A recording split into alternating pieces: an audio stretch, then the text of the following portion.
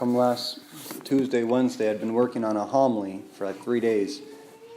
And I got an email that after reading it, attached was a poem written by Dean Shavers, a reflection on the truth of the heart-wrenching massacres that happened with the Native Americans in our country. And after reading it, I became so filled with the memory of everything and the investigation of everything that happened. I couldn't think of anything else. And one thing that this person said to me, he asked, how could something like this happen, this massacre? I can't understand how and why. A phrase that keeps coming up in the poem is, they want them all to be dead. He said, how could it be that so many would want to destroy a whole nation? And how could that be an attitude that carries on into our present day?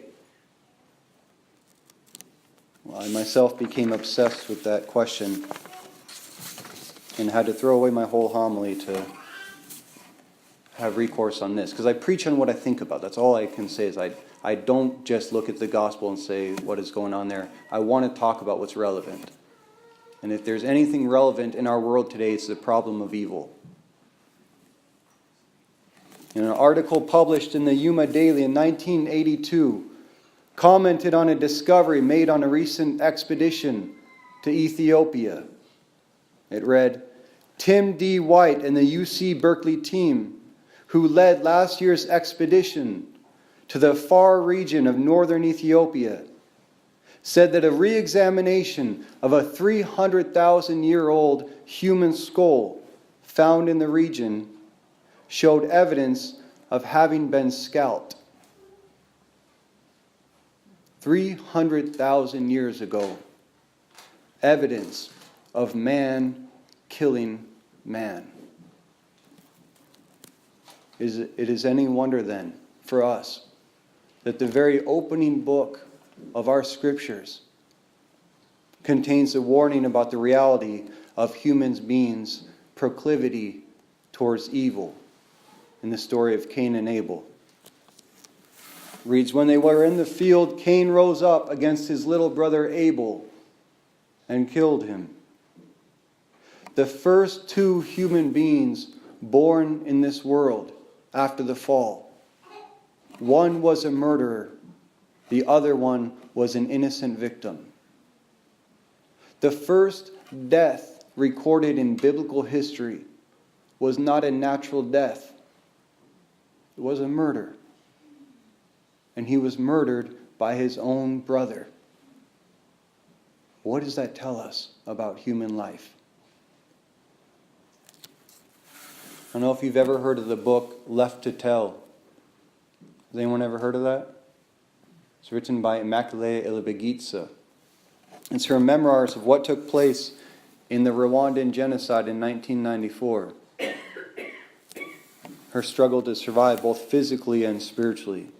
Well, in 1994, in a matter of 100 days, one ethnic group, the Hutus, rose up and killed 1 million Tutsis. And these weren't just people from different, nations. These people grew up together.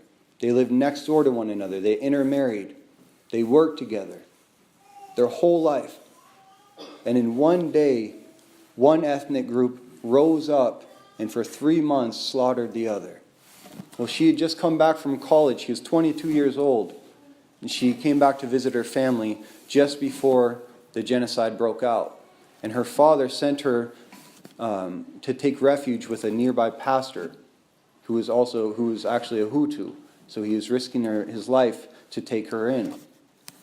She, along with 5 other girls, were put into a bathroom that was 3 by 4 foot wide. For 91 days, they were hiding in there.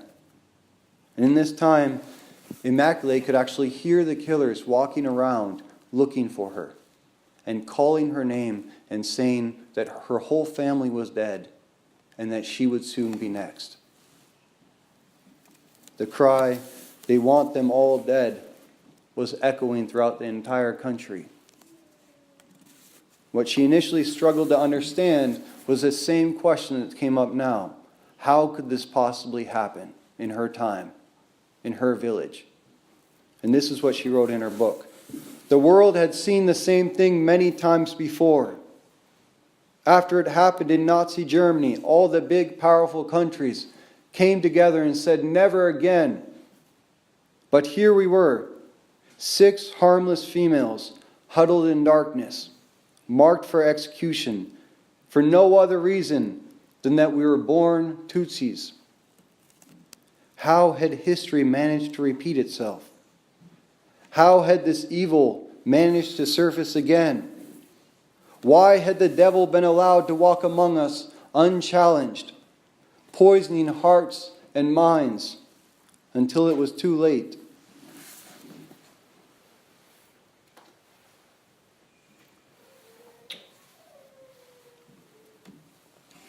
The answer to all her questions came to her in the moment when she realized that the very same evil and hatred that had infected the Hutus and caused them to rise up was now beginning to grow inside her own heart as she sat in that bathroom praying for her life.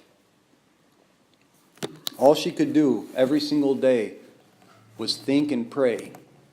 She said she prayed about 50 rosaries every single day. But when she wasn't praying, she'd entertain herself by having fantasies about revenge, about the ways that she would retaliate herself upon the Hutus when she got out. Well, after doing this for weeks, at one point she was praying the rosary, and she got to that point in the Our Father said, "Forgive us our trespasses as we forgive those who trespass against us." And she stopped. It was the first time she ever realized what she was actually praying. And she started yelling at God. She said, "How could you ever ask me to forgive the very people who have taken everything from me? My family, my property, and now my future." So what did she do? She stopped praying altogether. And she began just taking refuge in those thoughts, those fantasies of revenge someday. But when she stopped praying, she had to deal with the fact that she felt completely isolated and alone and hopeless in that bathroom. So by little, she started praying, but she said, "I'll just skip over that line that says, 'Forgive us our trespasses, we forgive them.' I'll just go straight into the next one, which says, 'And lead us not into temptation, but deliver us from evil.'" And that's when she realized that by not forgiving, she was being filled with the same evil and the temptation to violence that filled the Hutus outside seeking her life. She wrote in her book about this moment, "I realized that my battle to survive this war would have to be fought inside of me. The more I prayed, the more aware I became that in order to receive God's true blessing, my heart had to be ready to receive His love. But how could He enter my heart when it was holding so much anger and hatred inside of it?" After that, her entire struggle in that little bathroom became to forgive the killers from her heart. Because she realized that the way that evil is perpetuated, that the way that the devil brings violence and division in every age after every age is through us. Through our own hearts when they become filled with anger, resentment, and revenge. Dean Shaver's cry, "They wanted us all dead," is no unfamiliar cry in the history of our world.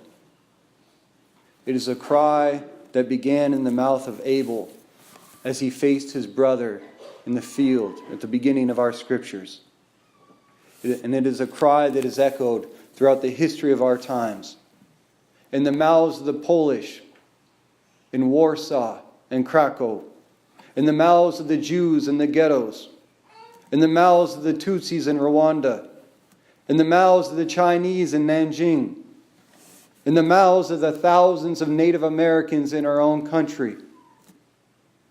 And it is a deafening cry that continues to raise up to heaven from the 60 million aborted babies in this land since 1973.